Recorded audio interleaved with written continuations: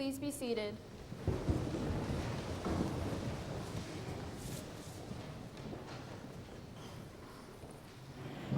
How many times have you looked back at your past and wish you could redo it all over again?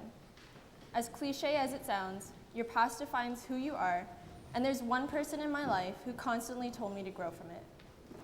Kristen graduated Appleby College in 2012, played varsity volleyball, was first oboe in the orchestra, and is sitting at the back of the chapel today. She's my older sister. I'm sure all of you can agree, if not most, that all siblings grow closer to each other when they are farther apart physically. It seemed to happen almost overnight. All of a sudden, I woke up and decided my sister wasn't such a bad person. She never was. I just never noticed, because I kept focusing on the negative image I got from the past experiences I had with her. She taught me to make the most of what I have, a lot of the time, not in the nicest way. Today, I'm going to talk about my past and how I moved on from it and will move on from it. It's so easy to focus on the negative pieces from the past rather than becoming a stronger person and looking at the brighter scheme of things. Born and raised in Canada, I wasn't really exposed to the Korean culture and language. My grandparents only speak Korean, so there's a language barrier between us, and we didn't have the opportunity to bond. In elementary school, I made a slight effort to learn Korean and went to school on the weekends, but I hated every second of it. My attitude towards the entire idea was anything but positive. And to be honest, I only went for the donuts they brought in. I had no friends there, and everyone already spoke Korean fluently, so I was completely shunned from their society. Tears started breaking out, and I couldn't handle my emotions. Even the donut didn't help. I ended up quitting after a year or two of learning zero information and continued to live my life today not understanding a word of the language. To put it bluntly, I'm a sad Korean. You can imagine how stupid I feel more than half the time. My automatic response to anything in Korean is yes, because it's the only word I know. At the dinner table, all of my relatives are speaking Korean, and all I do is eat. My regret to this day is not learning Korean and not persisting to make an effort. I need to learn from my failure and start fresh in a new sense. Korean is still a foreign language to me, and I have no idea what goes on at the dinner table. But my hope is that I pick up a Rosetta Stone one day and work on it like I watch Netflix. At the end of grade 8, I was faced with a second problem: which high school I wanted to go to.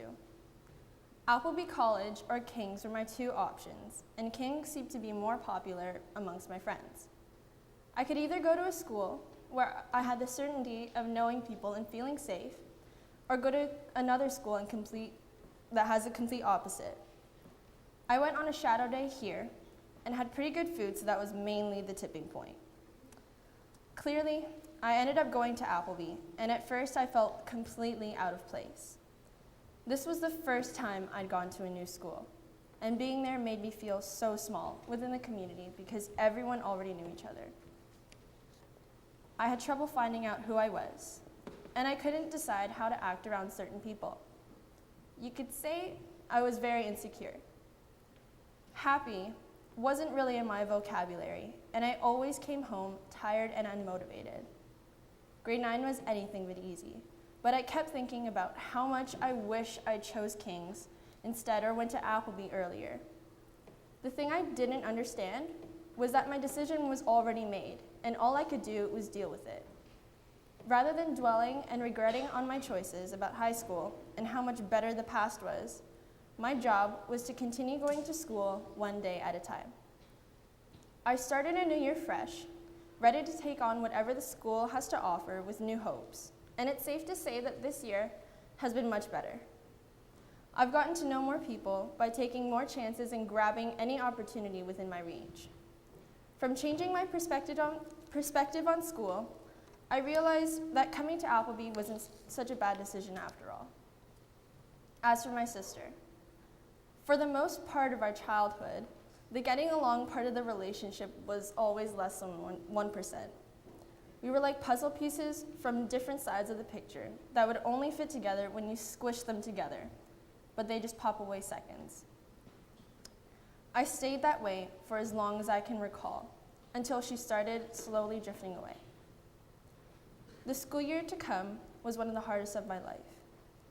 Driving my sister to Montreal was the last 8 hours I would spend with my entire family, but I didn't know that. When we came back, the house was half as full, and my life was 2 times as empty. I hated the fact that I was alone. A house of 4 became 3, and later became 2 when my parents divorced. Everything changed. Things went downhill from there, but one thing I regret is not spending enough time with my sister or my family in general. Something I wish I did was talk to my sister more about my life when I had the opportunity to, and laugh with her more often than scream. I wasn't particularly close with her, and we never talked much because it was just awkward. Our relationship didn't work that way. Now, I'm trying to get rid of that concept and move on to a new chapter. Today, I call her as often as I can when she's away and put my efforts into actually bonding with her when she's home, because I know that those minutes count. Before I know it, she'll be living on her own, and I'll only see her less.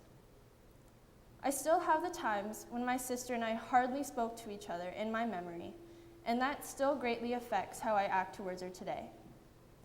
Now, I understand that I need to grow from whatever happens in the past, rather than not acknowledge it at all. My sister helped me fully grasp that concept, as she sets an example of how she's growing from the mistakes she's made. She's also constantly telling me not to live the same life she did, so that I can make my own decisions and become my own person. Tons of people today call me Kristen, especially here, because we look alike apparently. But most people say I'm nothing like her. And frankly, I don't mind that. I'd rather make my own mistakes and learn from them than live a perfect life trying to become someone I'm not. So don't live in someone else's shoes, because they might not fit right and you could trip trying to reach their goal rather than yours. So take a chance, lace up, and go on an adventure of your own. Now please join me in singing hymn 423.